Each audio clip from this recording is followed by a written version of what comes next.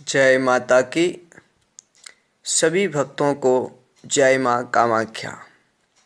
भक्तों, आज एक सत्य घटना से प्राप्त हुई सिद्धि के बारे में आपको बता रहे हैं, तो ध्यान से सुने। वर्षों पूर्व हिमालय की दुर्गम यात्रा करते हुए जब हम गंगोत्री पहुँचे और गंगोत्री घाट से थोड़ा दूर एक गुफा में ध्यान करने लगे।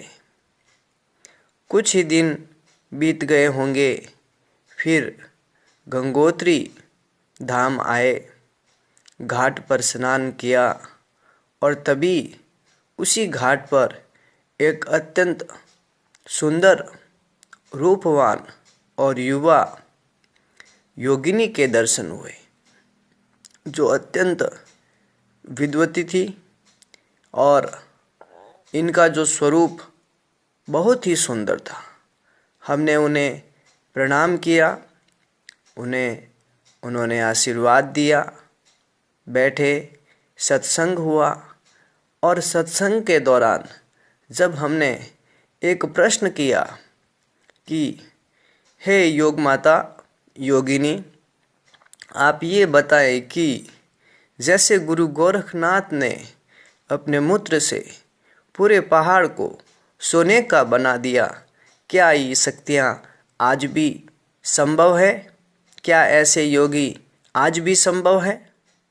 तो उन्होंने हंसते हुए उत्तर दिया, क्यों नहीं संभव है, दुर्लभ जरूर है, परंतु असंभव कुछ भी नहीं है। रही बात योगियों की, भगवान श्री कृष्ण की शक्तियों को भूल गए हो?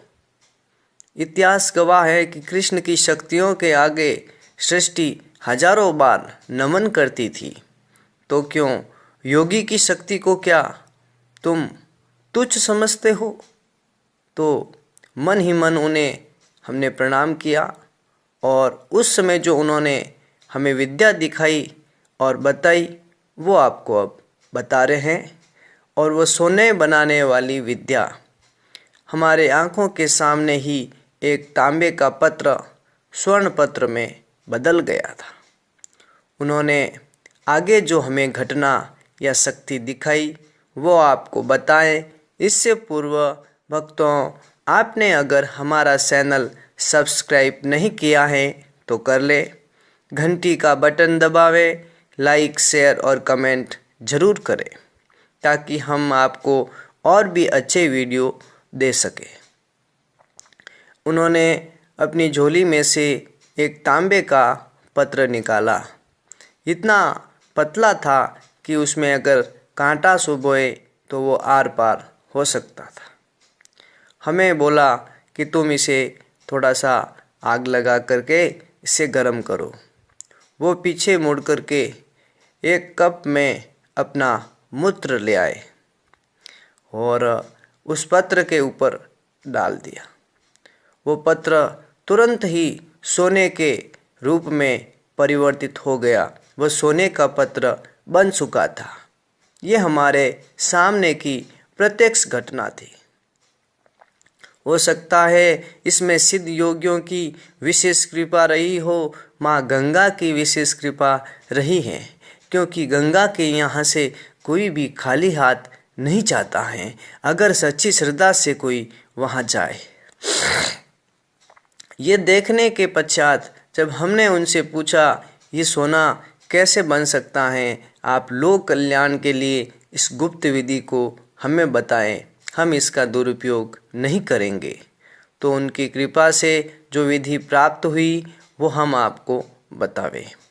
इसके लिए योगी को कम से कम 11 से 21 दिन तक गंगोत्री और गौमुख के पास बर्फ के पहाड़ों में होने वाली एक गुप्त बूटी का सेवन करना होगा और उस बूटी का नाम है रुद्रवंती।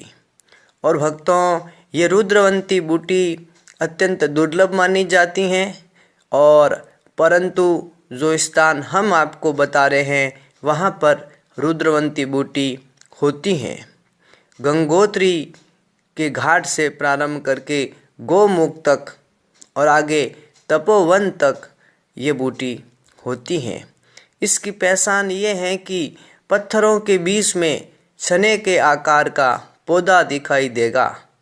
आपको ऐसा लगेगा जैसे पहाड़ों में किसी ने चने की खेती कर दी हो, परंतु ज़्यादा दिखाई नहीं देंगे।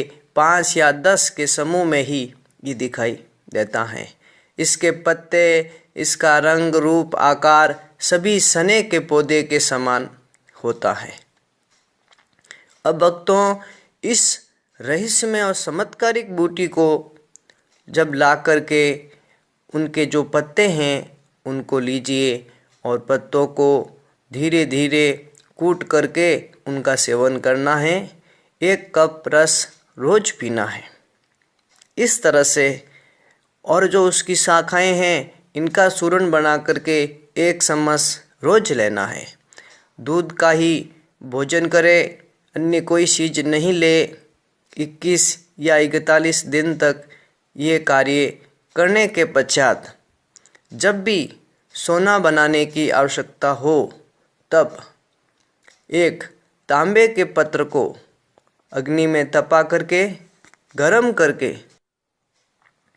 उस पत्र के ऊपर आप मूत्र कर दें, तो वो मूत्र की धार से वह ताम्र पत्र भी सोने में बदल जाएगा और वह सोना पूर्ण सत्य होगा।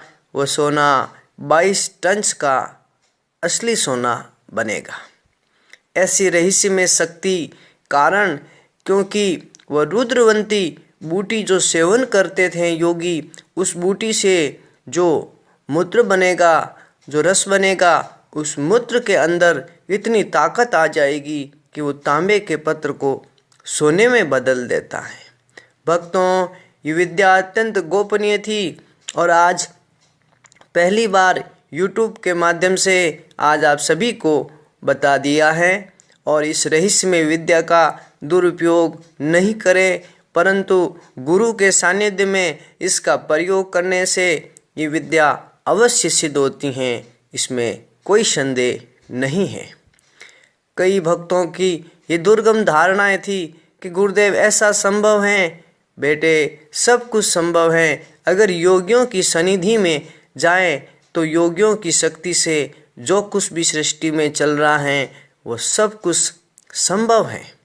इसीलिए भक्तों, ऐसी रहस्यमय विद्या उस परमा योगिनी की कृपा से प्राप्त हुई जो आज आपको बताया, और इसका प्रयोग करके आप अपने जीवन से ये संशय मिटा सकते हैं कि ऐसा हो सकता है, क्योंकि जो भी शास्त्र और सिद्धों के द्वारा घटित हुआ है वो सब कुछ सत्य हैं, पूर्ण सत्य है। इसी के साथ आप सबको हृदय से आभार और जय माँ कामाख्या, जय माता।